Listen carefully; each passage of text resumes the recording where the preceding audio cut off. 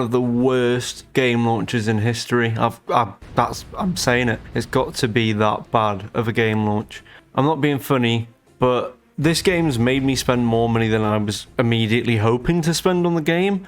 First off, I knew it was going to go wrong when my collector's edition was delayed and I had to buy a second copy of the game to be able to even play it, which I fully regret doing because the launch week of the game has been absolute trash. How can you release a game with such awful servers? I thought they were fixed by today. We were having a great time playing majority of the day, and then it gets to around about 8 o'clock and they go down again. There's my hopes absolutely ruined that the servers were fixed.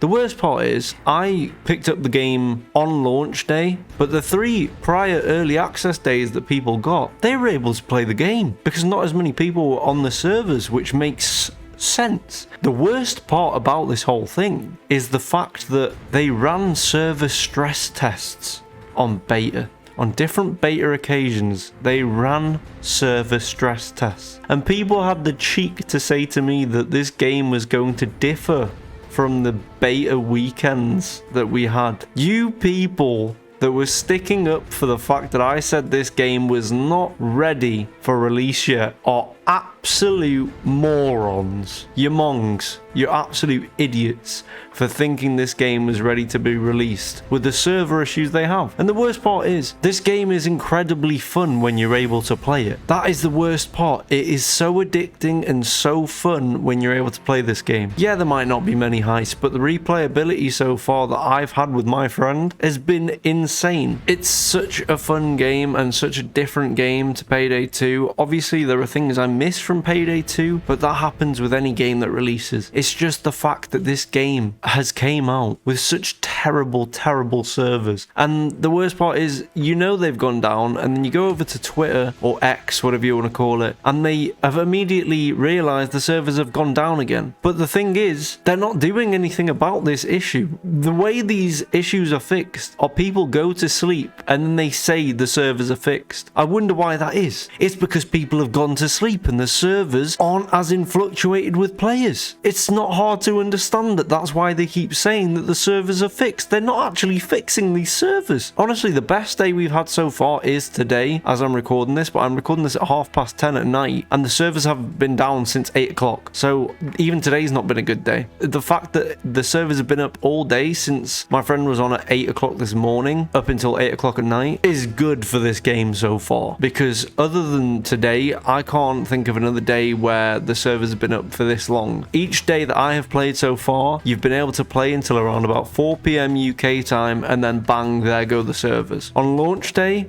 I think I was able to get into about 2 or 3 games and then the servers were gone. I had to wait until the next day, and then I got into the game again until about 3 or 4 o'clock. Bang, servers down. There's my day ruined. And the worst part is I paid twice for this game because I paid for the standard edition, and I know that I didn't have to do this, but I wanted to play the game on release day at least, because the collector's edition, which is a scam in itself, doesn't give you early access, which is ridiculous when I'm paying an £120 price tag and I don't even get the early access. But I had to pay for the game twice, and I've hardly been able to play the game. I've got a lot of hours on the game, but you'll find that probably half of my hours are from bloody loading and waiting around on the waiting screen. As you can see in the background here, this is a 20-minute clip of us trying to find a game that I've sped up to fit behind this video. We kept searching for games and we kept quitting out to try and find a new server, and it just wouldn't happen because the game